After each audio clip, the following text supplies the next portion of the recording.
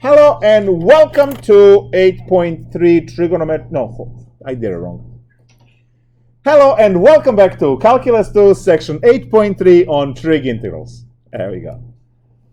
So we have trigonometric integrals, trig functions, integral with sines and cosines and everything else. So let's go and start with our first pair, which will be sine cosine pair. We are going to have three subtitles. So sine cosine pair is the first. Useful formulas for this section are written in blood over here. Sine squared x plus cosine squared x equals to 1. We are also going to see the sine 2x is equal to 2 sine x cosine x. That could be also useful formula. And extremely useful formulas, two formulas that you can't live without in this section. Sine squared x is equal to, anyone? Very good. Divided by 2.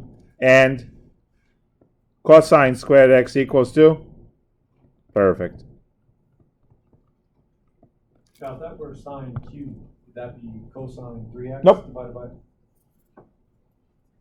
It will be sine squared times sine, and then sine squared will go into this, and then you would distribute and multiply sine into each one of these.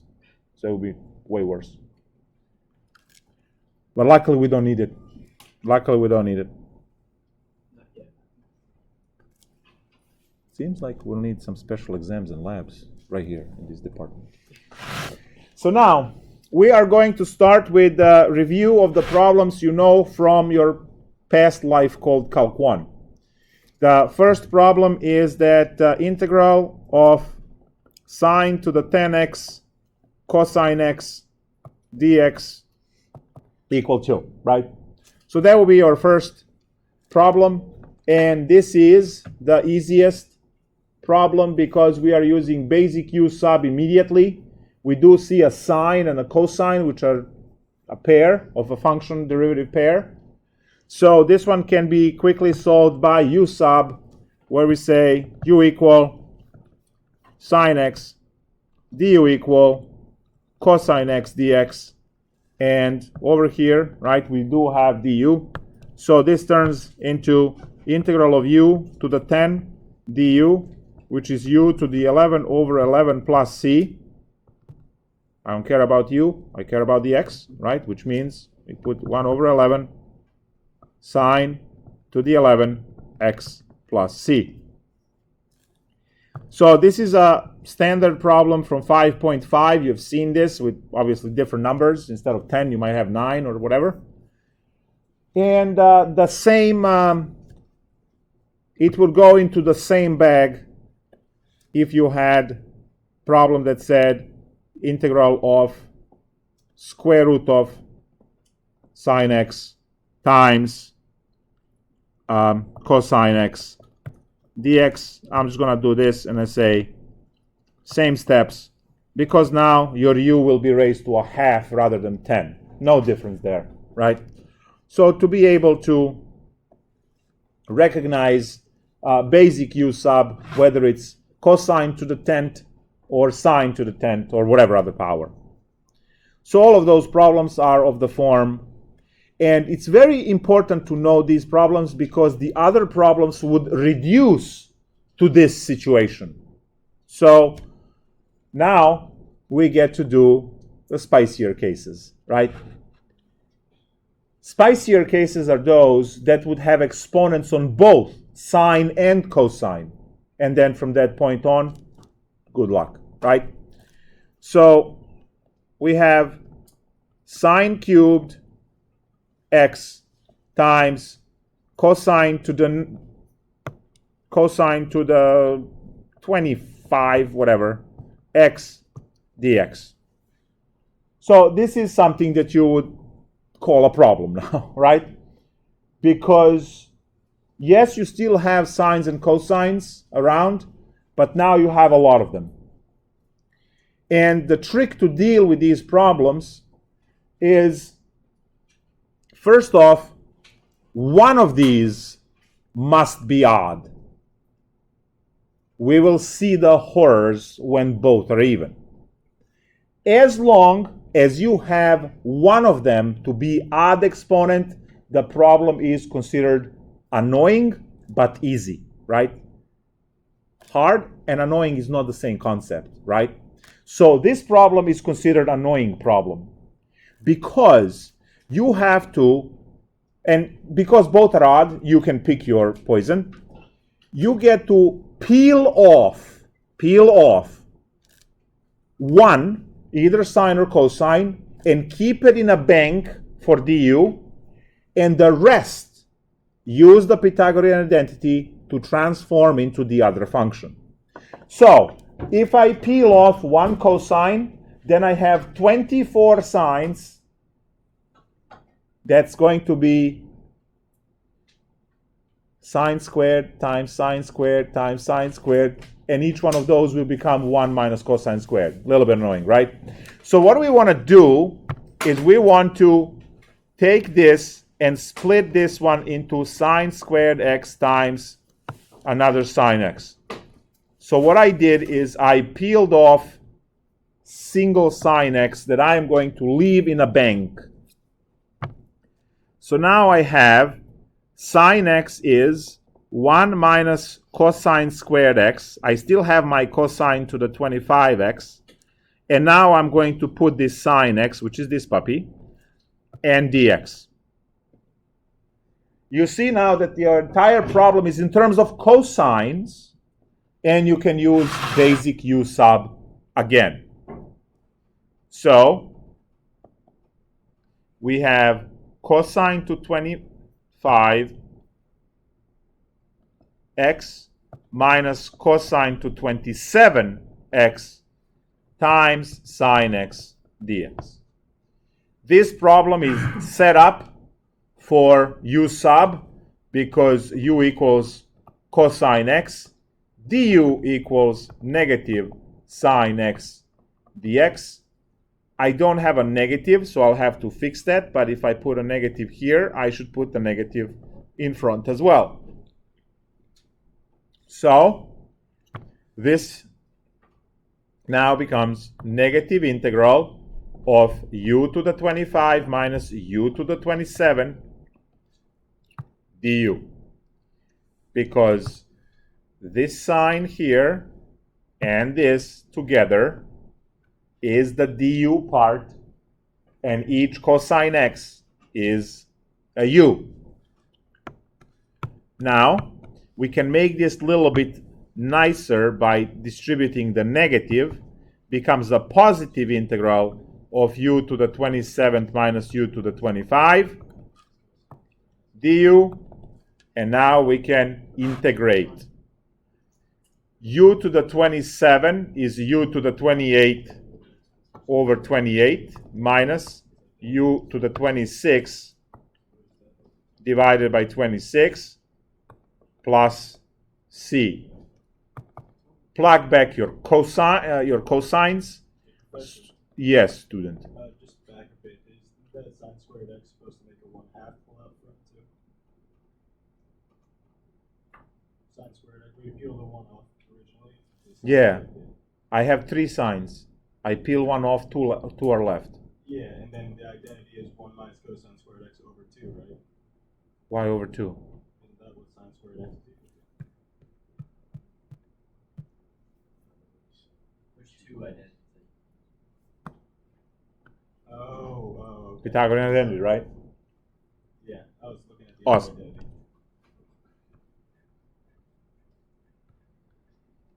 Plug the cosines in and we're done. Cosine 28x minus 1 over 26 cosine 26x plus c.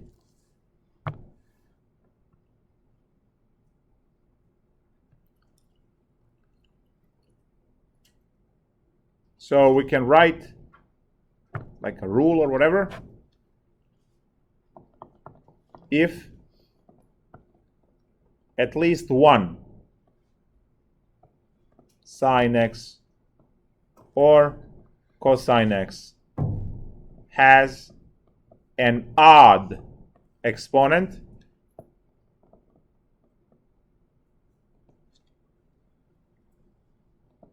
use it to peel off a single trig function, a single sine or cosine,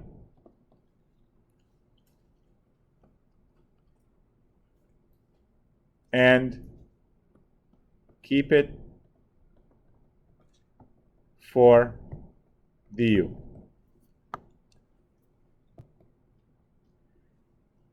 That's more of a procedure. If you have at least one odd exponent, it's woohoo. What happens if you have two even ones? Those are the problems that are not nice. Now, as it goes, I do the simplest problem in class, and then everything else you try is going to be worse than this, right? Because you cannot have even exponents lesser than sine squared and cosine squared, right?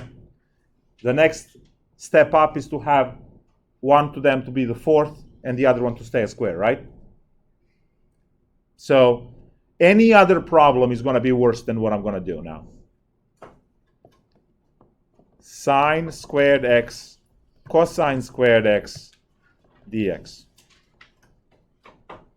Now we are going to have two even powers. When you have even powers, you get to put this stuff into, use the power reducing formulas. But then power reducing formulas, each one produces those differences of squares, then you have to FOIL that, and it's going to produce more power reducing formulas. So this stuff is like those replicators in, if you watched ever Stargate, you know what this is then. So what are we going to do? We're going to use sine squared x and cosine squared x formulas. Integral 1 minus cosine 2x over 2, 1 plus cosine 2x over 2 dx. 1/4 gets kicked out in front of the integral, and when I FOIL this mess, I'm going to have 1 minus cosine squared 2x dx. Middle terms luckily cancel, right? What now? Well, I still have a cosine squared, right? So 1/4 integral of 1 minus, and the cosine squared is going to be 1 plus cosine, let me write this in blood, 4. This is where your grade dies on exams. 4x over 2 dx. The formula is doubling whatever angle you have. If your angle is 2x coming in, doubled is 4x. If your angle is 3x on side, doubling it becomes 6x. Whatever, see over here, you had a single x. You doubled it into a 2x. Single x, you doubled it into a 2x. Now, your input is 2x, you better double that into 4x. So a lot of those mistakes and silly points lost, and obviously a lot of frustration with MyMATLAB, right? When you start screaming and cursing at the screen, well, most likely this is where you're messing up, right? And now I am going to break this apart a little bit. So I have 1/4 integral of 1 minus 1/2 minus 1/2 cosine 4x dx. You see how I distributed minus and I split the fraction in two fractions. So now I have 1/4 integral of 1/2 minus 1/2 cosine 4x dx. And just because I don't want to drag these halves, I'm going to factor a half, make this 1/8 integral of 1 minus cosine 4x dx. I can finally integrate. I could have integrated like 3 steps ago, but whatever. When I integrate, the integral of 1 is x, and the integral of cosine 4x is going to be sine 4x over 4 plus c. We did not end up using u sub in this problem, but we used a lot, right? We used a lot of formulas to do the reduction of power, right? It's called power reducing formulas. And this ends the story of sine and cosine. There is nothing else. You have basic u sub if the problem already has a single sine or cosine. But you covered those problems in Calc 1. The issues that we are learning now are if you have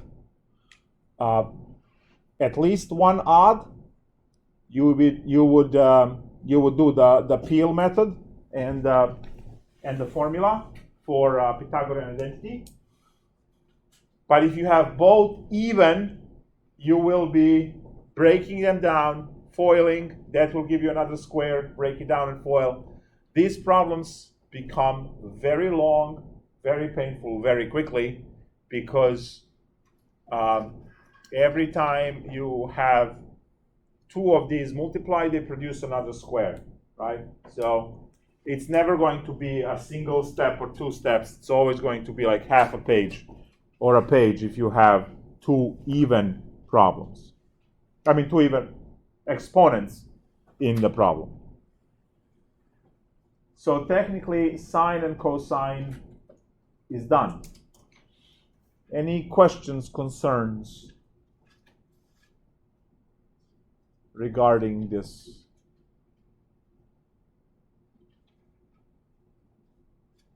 No?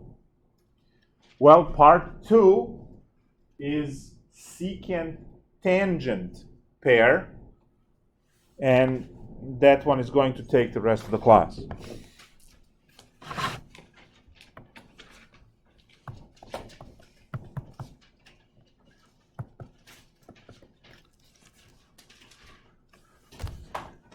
The issue with integration and secant and tangent is, if you remember, secant and tangent are not basic integrals. Secant squared and secant tangent are basic integrals, but the individual ones are not. So we'll have to write formulas first. We start with the Pythagorean identity, which has 1 plus tangent squared x is equal to secant squared x. So this is the formula. We do not have the double angle and stuff here, so woohoo, right? But then I'm going to add your Calculus 1 formulas here, where the integral of secant squared x dx is tangent x plus c, and integral of secant x tangent x dx is secant x plus c. So these are the formulas that you must know going into this portion of the lesson.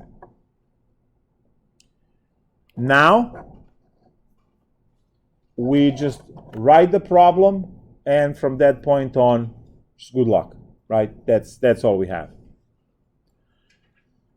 So what could we have as a problem? Well, say you have integral of secant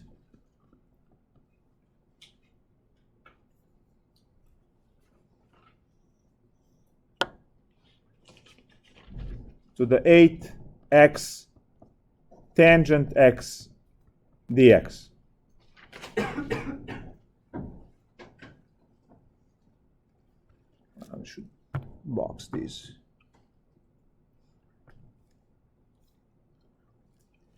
Secant to the 8x tangent x dx.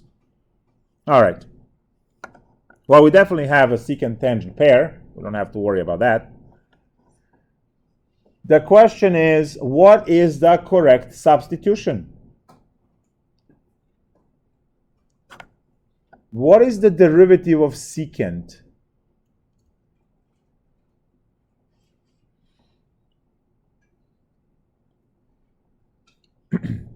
What is the derivative of the secant?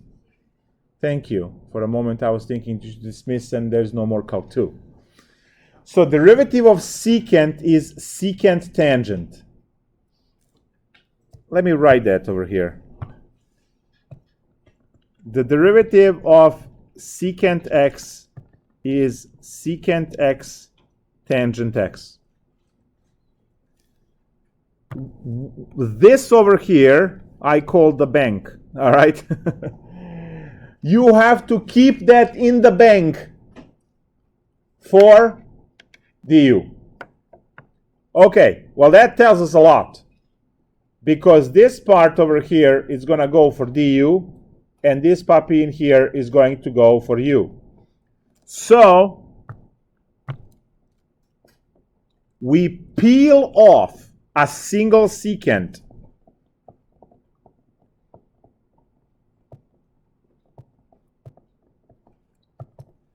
I peel off a single secant to create what we call the bank, du. And now the problem becomes a joke. U to the 7 du, u to the 8 over 8, plus c, and then finally bring back the secant, and that's the answer.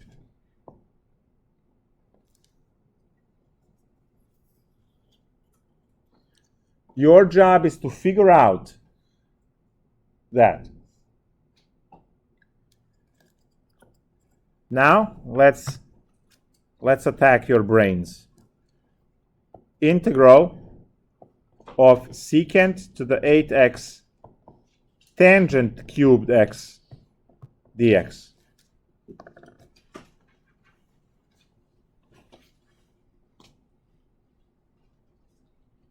You can talk to people around and see what their ideas are. How's this problem different than the previous one? It's obvious, right? I just have a cube on a tangent. What is the step that we need, right, to do to get this working? Take a secant, so it'd be secant 7 Okay. to the 7th x. So it's not even, or it's either trig property. Which one?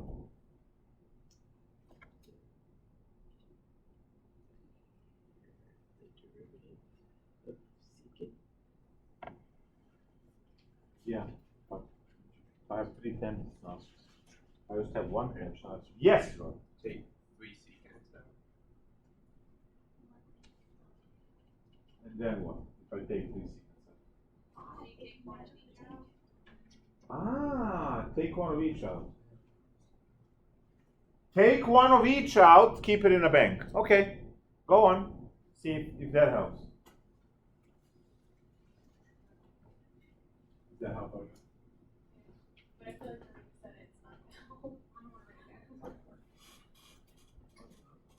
Right. No, I didn't write it. I was hoping I you just were said on. it. Oh, right. That's right.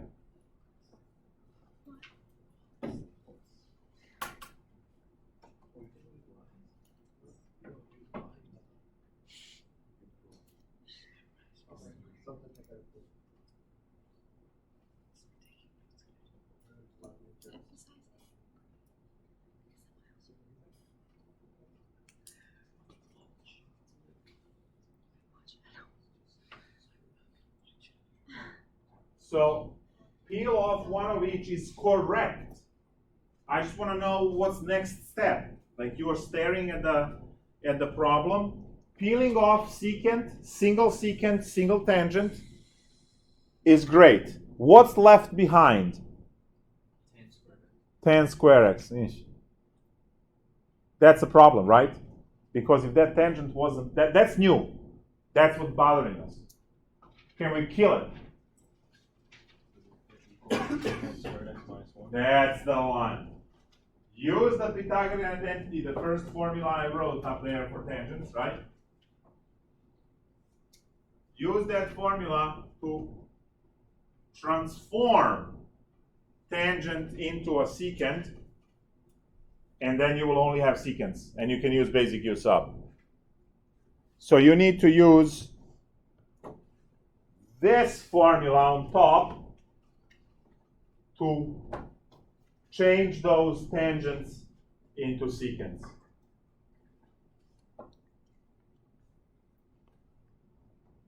Good. And then the rest of the problem will be the same as problem before. So we peel off one secant, we peel off one tangent,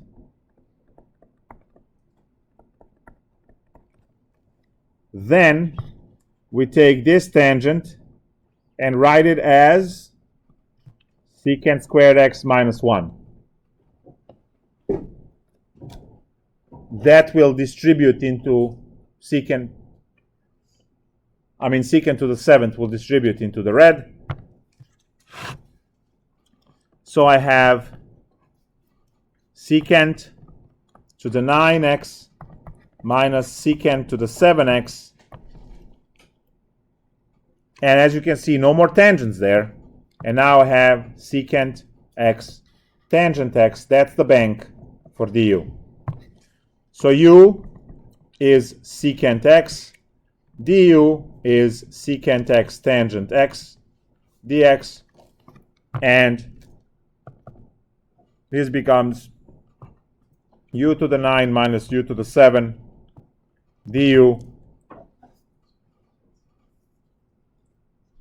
and the next is, right, the rest is breeze.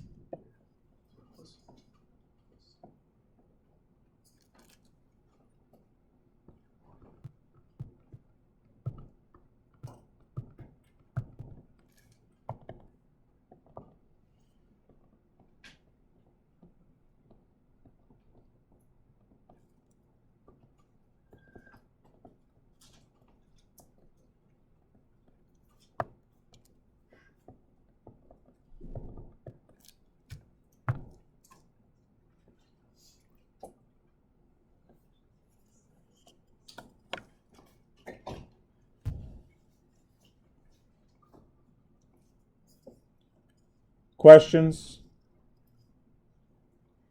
Concerns? Actually, let's not have concerns. That's going to be a long list of concerns with this section, right? Let's just focus on questions. What are your questions?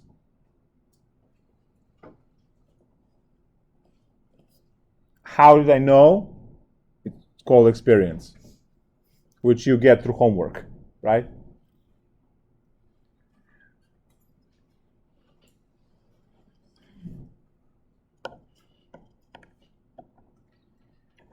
See, sine and cosine have two.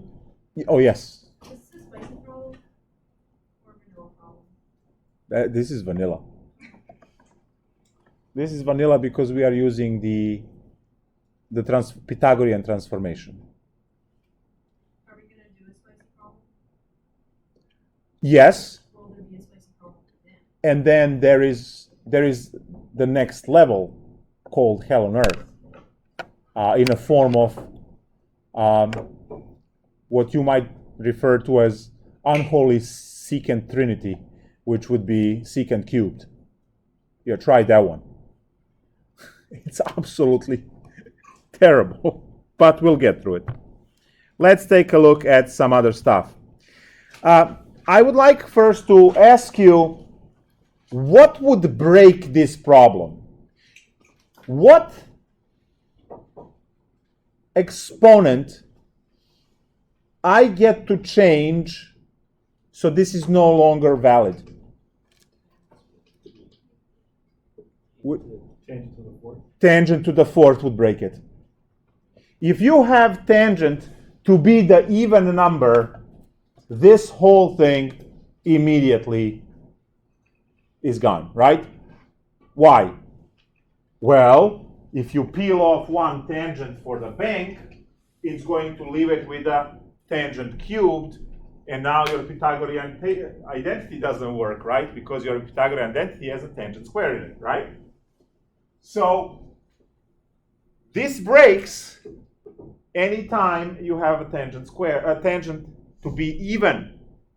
Any even tangent would immediately ruin the whole procedure. Now, if this is 103, the procedure still holds, except you have, right, from 102, that's what, 51? There will be 51 of these guys to foil and work out. Not hard, just annoying, right?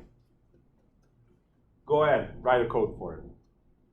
So these, as you can see, all of these methods, they're very, very particular and very fragile, right? And a lot of that is a game of what's even and what's odd in terms of the exponents. Would any exponent here break on secant? Would any exponent of a secant, even or odd, break this procedure? The answer is no, right? You can have whatever you want there. But the tangent must be odd, because you have to peel one off, and when you peel one off, you are left with 2, or 4, or 6, right? And then you can transform those using the formula, with the Pythagorean formula.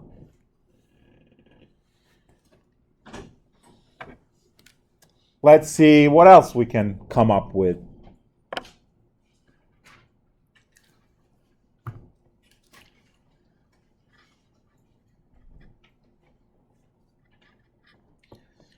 Integral of tangent to the 9x secant to the 6x dx.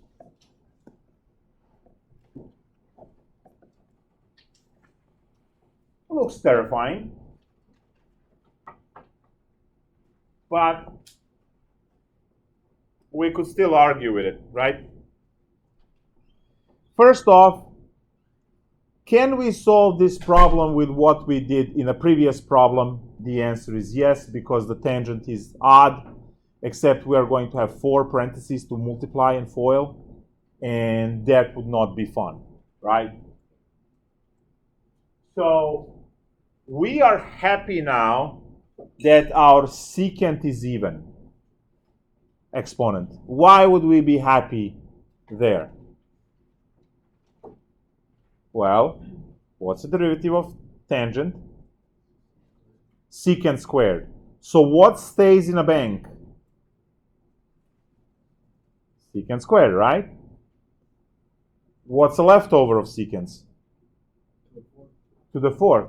Now, can we break those into 2 squares and then transform it into tangents and just use basic U sub? Right? This type of analysis is going to be there for you when you really sit down and do a ton of it.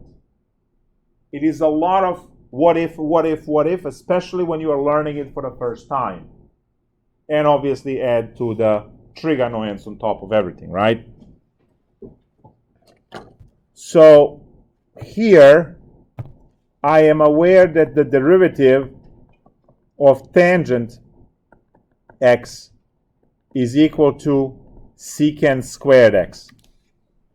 And this one over here is going to be a du. And the other one, the tangent, is u. Right? So I have to peel off. I'm going to break this into 3 secant squares. So integral tangent to the 9x, and here I have secant square x, secant square x, secant square x dx. I'm going to leave this in a bank for du. I'm going to transform these into 1 plus tangent square x, 1 plus tangent square x. And now my entire problem is in tangents, and I have a secant squared in a bank. We are good to go with the basic u sub. Tangent 9x, 1 plus tangent square x, 1 plus tangent square x, secant square x dx. U equals tangent x, du equal secant square x dx. And now it's time for us to do these substitutions and then FOIL. I don't want to FOIL with tangents. It's a lot of writing. So I'm just going to replace them with u's and then FOIL and then do the. So u to the 9, 1 plus u squared times 1 plus u squared du. Now we FOIL and we win.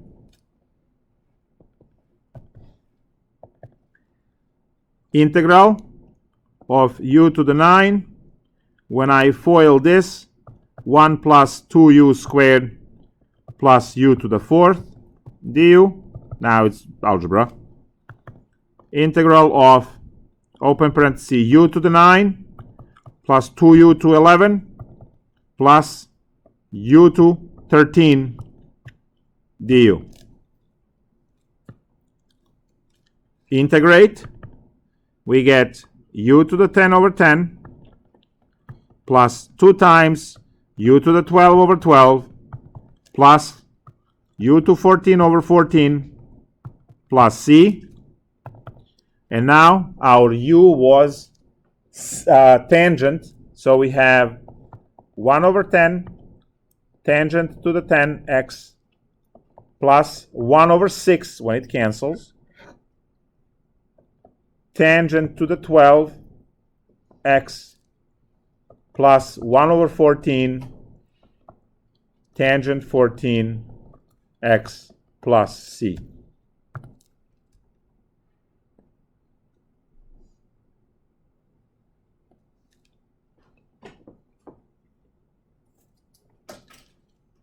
You don't believe me? Go ahead, differentiate, and right? And you got it.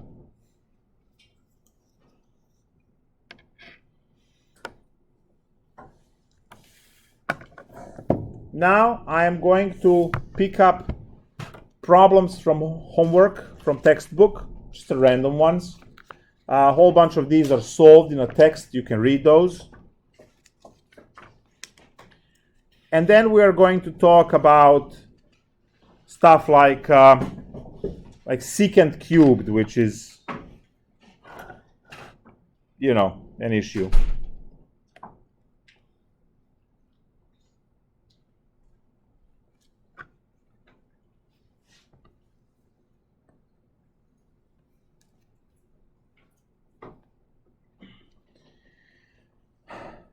One of the problems is problem tangent squared x dx.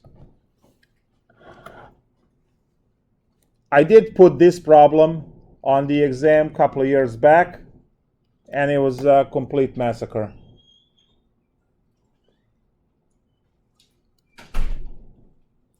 And I put this problem because it's a joke. It's probably the easiest problem today. If you see it. If you don't see it, well,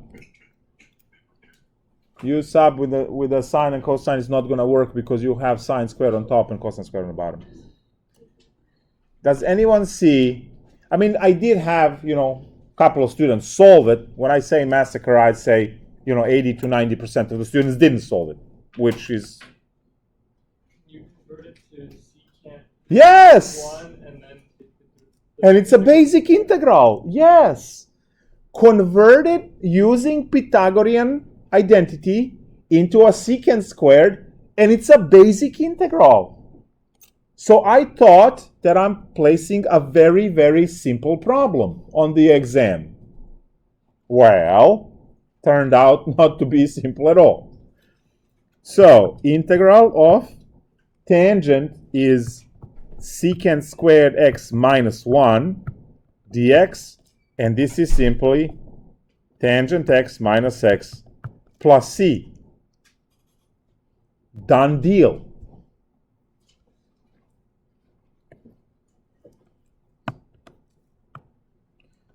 Very good, Max.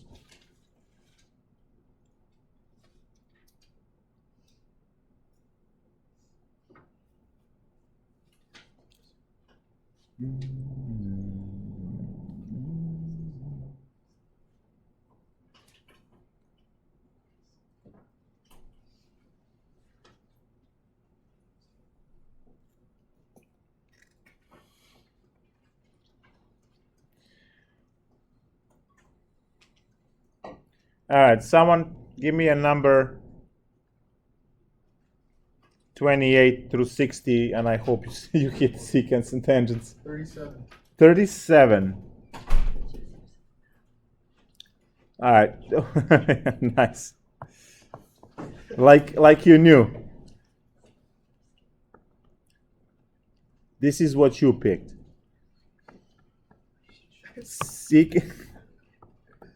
Secant to the fourth of ln of theta divided by theta d theta.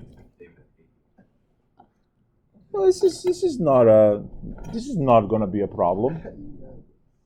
Do we all see immediately function derivative pair?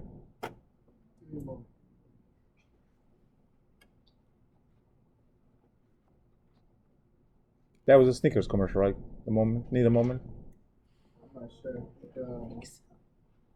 I'm sorry? Beautiful. ln x and 1 over x. I mean, ln theta and 1 over theta. So we can make an x substitution, right? So x equals ln theta, which means that the dx is going to be 1 over theta d theta. And when you plug that in, you will have very simply secant to the fourth x dx. All right, now the fun begins, because now we have a trig integral. Secant to the fourth, what now?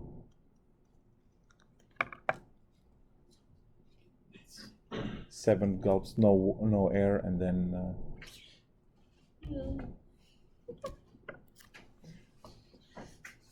What are your suggestions on this one now?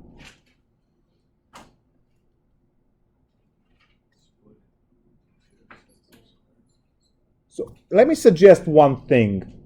Every time when you have a secant tangent pair, write the two banks on the side. Your bank must be either secant x tangent x or secant squared. Very good. So this is the only way to do problems. Your du must contain either this or that, and those have to come from here.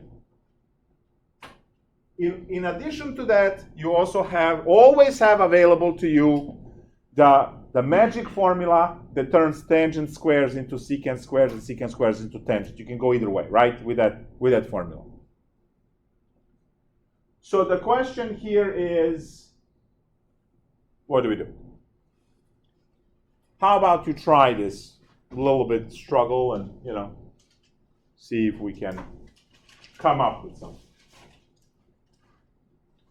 I'll have to make it up.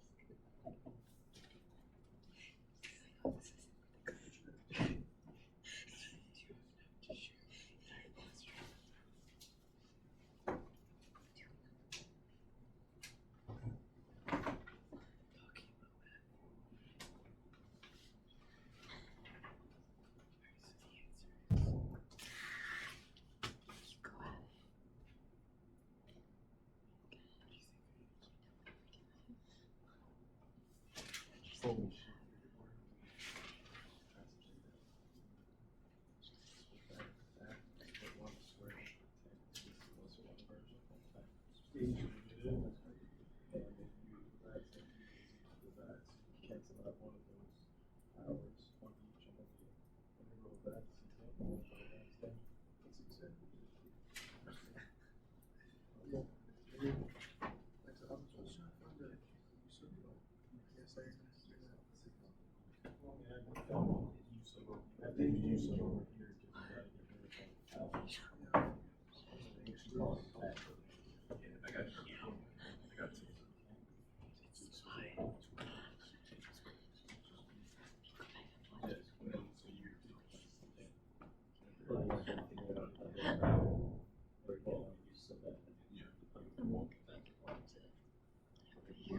right now.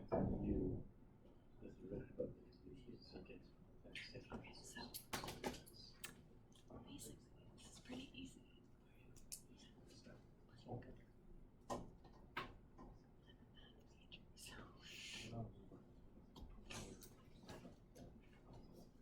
Dad's gonna make me change my major. My dad's gonna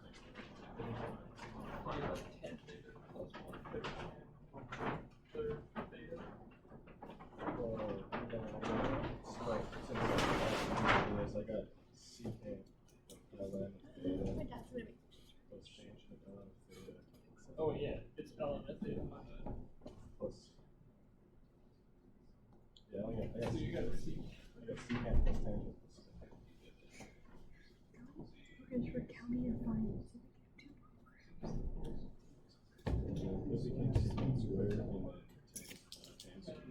All right, let's take a look. Any ideas? This is the square root. Okay. You wrote that separately? Got it? I think so. What did you do? I converted it into secant squared. Okay. I made one of those secant squared equal to 1 plus tangent squared. Okay. And then I made u equal to secant. Well, and then I distributed the secant squared into that, and I made u equal to secant. And then the du of secant was tan x secant x. But you had the two tangents, right? You had a tangent squared. And yeah, so it was tangent squared secant squared minus secant, or plus secant squared. And then secant, du was secant x tan x. And so that canceled out one of the powers of the But what happened with the other one? little. You had two tangents. So let's try. Yeah, let me see that. Secant squared x dx. We transform one of these into 1 plus tangent squared x, and we still have secant squared x dx. We distribute into secant squared x plus, and then we can write secant squared x tangent squared x, everything dx. Yeah. So now what? I think I see where. Because this is tangent squared here. Yeah. So I did then u is equal to secant, and then du is equal to secant tangent. So secant x Yeah. du is secant x tangent x. Yeah. Then we have the u squared plus du squared.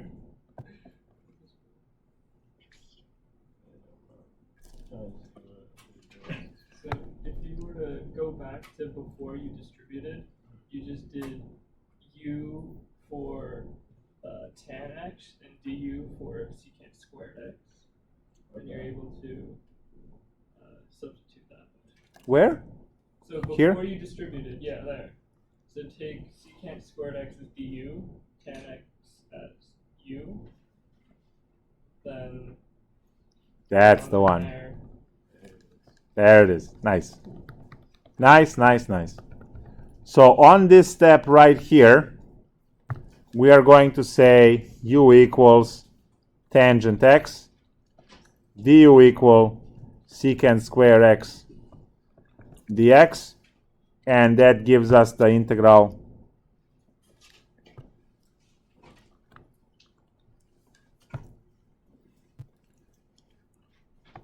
of 1 plus u squared du, and that becomes u plus u cubed over 3 plus c. And now we have to go all the way back to theta. So that is going to be tangent x plus 1/3 tangent cubed x plus c, but the x was ln theta. So tangent of ln theta plus 1/3 of tangent cube of ln theta plus c. There we go.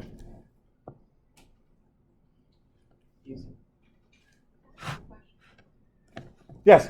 When you write the integral of secant squared x dx, the integral is tangent x, right? Of secant squared x. The integral of secant squared, yes. But you can't just like bring it, solve the integrals separately and do tan. No, because they're multiplied. If it was addition, you could do something like that. Okay. Yes. If that was secant squared plus secant squared, you would say 2 secant squared, and it's a basic integral with 2 outside. right, if this was in any other way, right, multiplication we're not allowed We're not allowed to do, yeah, which is why we have integration by parts, right, to deal with multiplication. Yes? So, in parentheses, one turned into Yeah, U, so I right? guess it just converts to This one? if you have this Yeah, thing. right. 1 is 1, Yeah. tangent is u, Right. and then that's your du.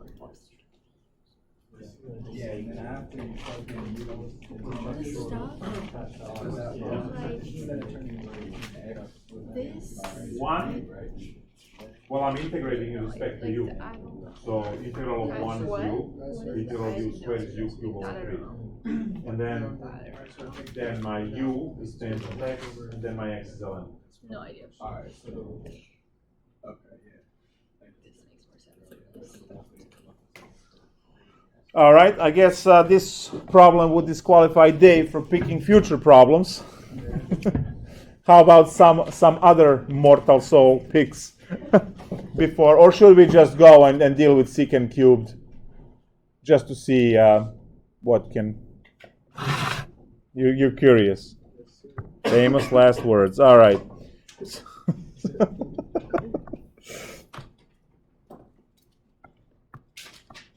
Integral secant cubed x dx. So, if you are looking for a tattoo, that will be a good one, actually. It will take most of your back. Yeah. So now, what is the issue here?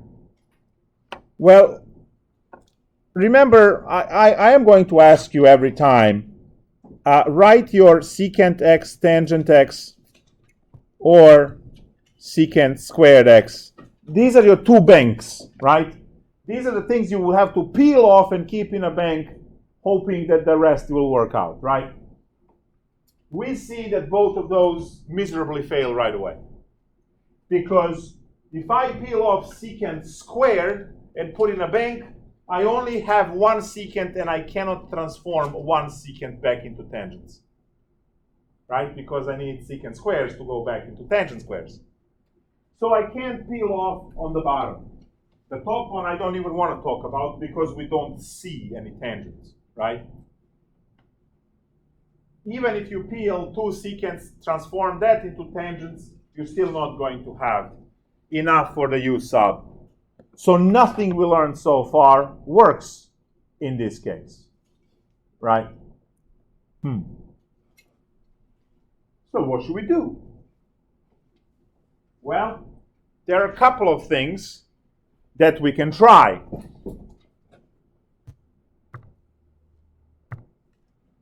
We know that the first step must be secant squared x, secant x dx. We know that we have to split it. Now the next step, well, I don't really know until we try and figure out stuff. So secant squared x, secant x dx.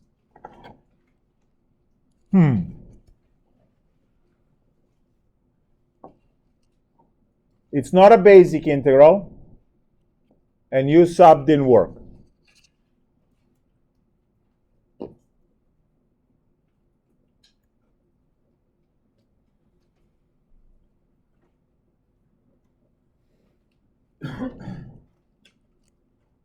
Not a basic integral, and the u sub didn't work.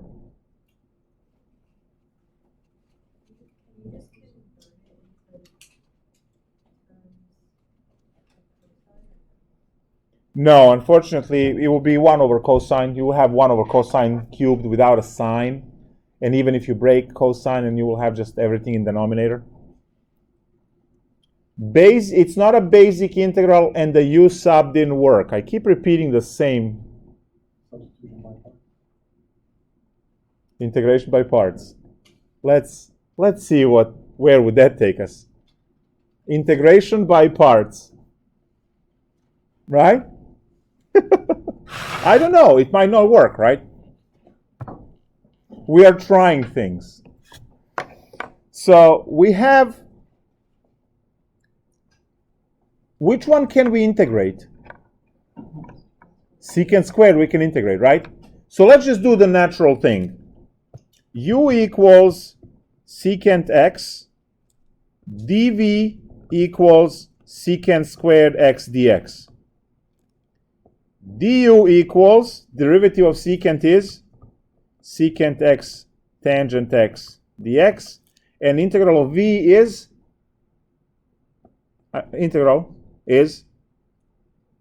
tangent. Good. Then we put our little trusty formula over here. There we go. And let's see what we get. Equals to, we get secant x tangent x for the u times v minus the integral of what? Tangent squared. So secant x tangent squared x dx.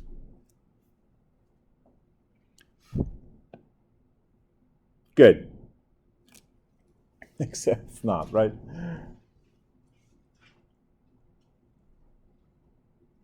Now the next step is How'd you get that tangent squared? tangent times tangent. You say v times du, right? So you have a tangent in each. It's a tangent squared.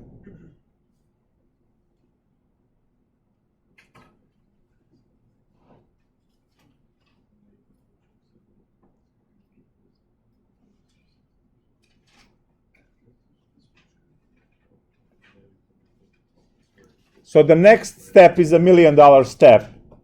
And let's see who wants to be a millionaire.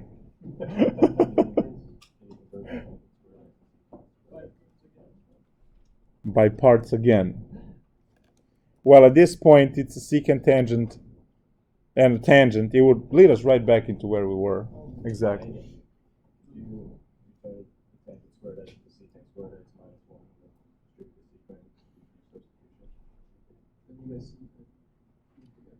You would lose all of your tangents.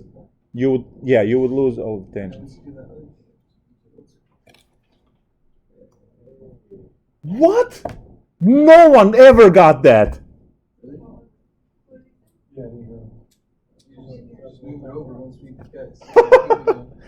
All right.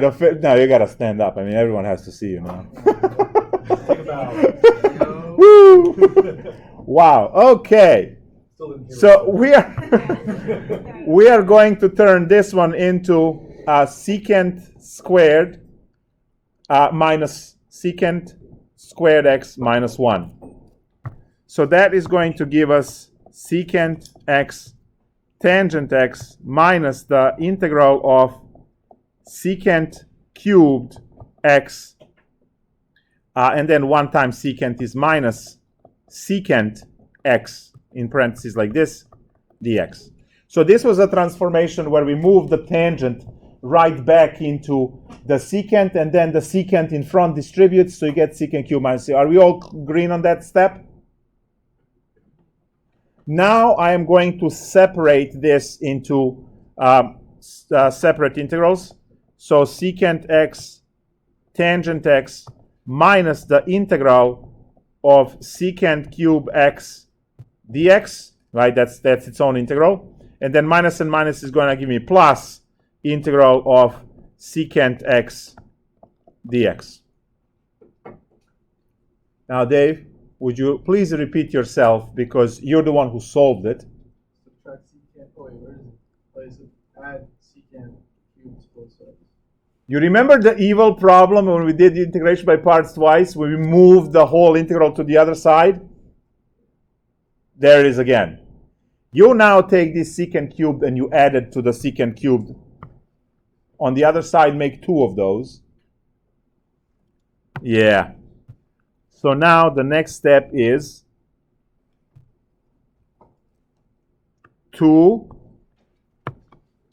integral of secant cube x dx is equal to secant x tangent x plus the integral of secant x dx. And finally, our integral of secant cube x dx is equal to 1/2 of secant x tangent x plus, does anyone remember the integral of secant? It's not a basic integral. That one, very good. Yes. Secant x plus tangent x. You can spend another page doing that. Plus c. Welcome to secant cubed. So we did integration by parts, and we did the step of moving, right? And we had the Pythagorean identity. And so please, next time someone says, "Ah, what do you know?" Yeah, bring this up. But I still don't know it. Well, you will practice and you will learn it, right? That's what it equals. Was that crying or no? What? Or was stretch? For the moment, it looked like you were crying because the problem was Oh, too crazy. Oh, it was but both maybe. So guys, the step was crucial right here, where you have your left side, you have your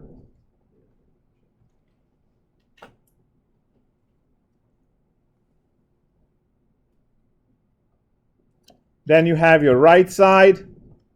So left side over here, left side is equal to the right side. You can barely see them both peeking in. You can delete everything in between. And you have left equals to the right. You have integral of secant cube on the left, integral of secant cube on the right with a minus sign. So when you add this one to both sides, it cancels here, but it adds there as 2. Right? Because this this added to itself is 2 of them, right? And that's how this disappears from this side. And the next line is 2 of these equals. So now I don't have an equal here going into the next line. I don't have that. The next line is a completely problem on its own. There's no more equal, equal, equal, equal, equal. So you go from here. You start on the top. First line equals the second line. Second line equals to the third line. Third line equals to the fourth line. The fourth line does not equal the fifth line. Fifth line has its own left and right sides. So the fifth line here is problem from scratch, technically. And we did that by adding. So now to, make this, I'm going to use orange, and I'm going to say plus integral of secant cube x dx and plus integral secant cube x dx, which would make 2 integrals of secant cubed. So I'm going to stretch this orange line arrow into this so you know where. So now when I obviously print this into the notes, you will be able to, what you can do is you take all of these notes, right, if you print them, and then just glue them all together and make a scroll out of it, right? Just one continuous problem. Well, there's your secant cubed. We have another 3 minutes left, and then another 15 after that. So we can work in, at least one more example if you hit the quality example. You are disqualified, Dave. I know you solved this, which is very impressive, but you're still disqualified. Pick a number between 28 and 60. 28 we did because it worked out to be 49. Ooh, I like the 49. because it has all of the things we didn't talk about. Rory, you are bringing 3 things to the table in one shot, and I didn't talk about any of them. That was impressive. First thing we never talked about with these guys are definite integrals, which means limits. So Rory managed to hit the problem that has pi over 20 to pi over 10. Then the second thing we never talked about in these problems is cosecant cotangent pairing, which is another thing he managed to hit on. Now, the methods for cosecant cotangent are identical to the methods of secant tangent. Everything is the same, apart from the minus sign that you have to have, right? Because cosecants and cotangents, when you integrate and differentiate them, they have that minus sign. So all of the pairing, all of the identities, everything is the same. When you integrate, you need to put the minus, right? So we have our cosecant squared, and here is the third thing. We always had x, now we have 5, and maybe the fourth thing is w, it's not. Cotangent to the fourth, 5w, dw. Nice. Well, the first order of business is to kill off 5w. Very good. We can do that with a basic u sub, but we're going to use x sub, right? So x equals 5w, dx equals 5dw. I don't have a 5dw, so I'll put a 5 and 1/5 in front. Now, I also need to transform the limits. The x1 lower limit is going to be 5 times pi over 20, which is, hey, it's pi over 4. Nice. x2 is 5 pi over 10. When they cancel, pi over 2. So now, our integral here is 1/5 in front. The bottom limit is pi over 4. The top limit is pi over 2. Well, that's now much better, right?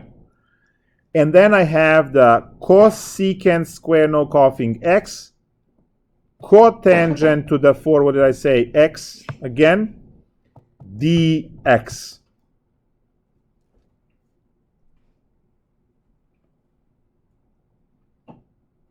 And now we have the same. Now, remember the bank? We used to put secant squared and secant tangent. Now you're going to put cosecant squared x and the cosecant x, cotangent x in your bank. That's your bank.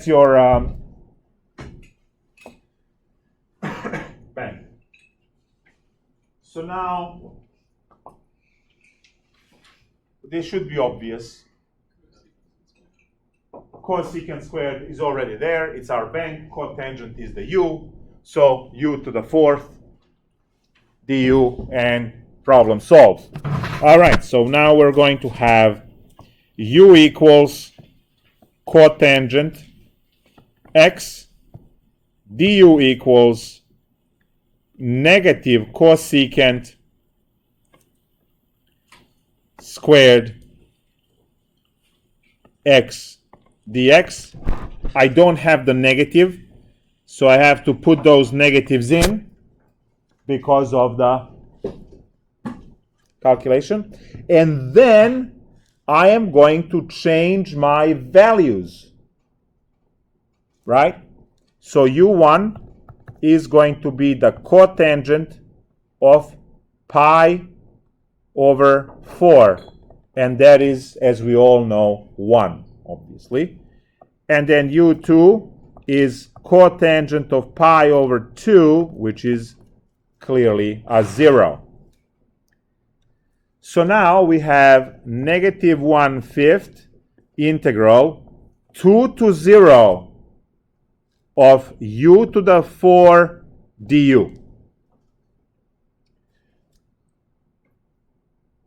Is it in 1? Where the 2 come from? Oh, you 1, yes, not 2. Exactly, 1. I was testing everyone just to see who's writing with a pen. So. I still wrote down 1. I wrote down 1 though. Oh. Now, do we see that a smaller number is on top? We don't like that. It's negative, right? The negative fixes it. Very good. The theorem from Calculus 1 says that this negative here can be used to swap these limits. So we're going to consume that negative and make this positive 1/5, 0 to 1, u to the 4 du. This is 1 over 5, u to the 5 over 5 from 0 to 1, and the answer is 1 over 25.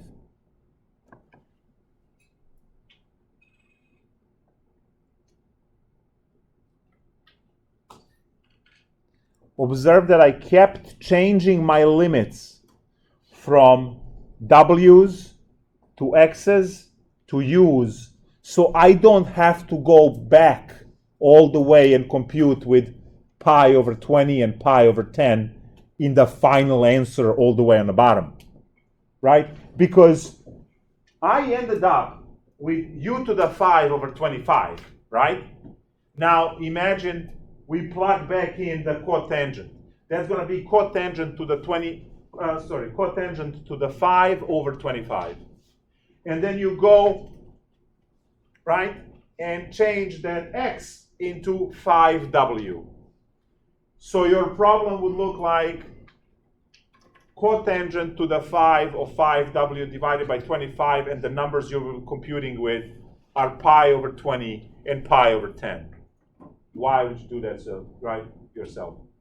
Don't. If you have a definite integral, always use the u sub equation to transform the old limits into new limits. The top one stays on top, bottom one stays on the bottom. That's the rule. Now, it turned out that we need to swap this one. We had the minus there, so that was great, right? But it is very simple to change these limits along the way. It takes a second to change the limits, right? If you don't know values, you punch them in a calculator, right? But the thing is, do not try to unwrap this all the way back into w's and then use those limits there, because, right, that opens a lot more doors to make mistakes, right? Because we have layers of calculations in between. So, Rory, that was a very good pick, because we covered the last part of this lecture and we are technically done, unless you have some questions. Oh, is this ever going to be used? Yes, yes. On Thursday, we are going to do trigonometric substitution. So we're going to take a problem that looks like this.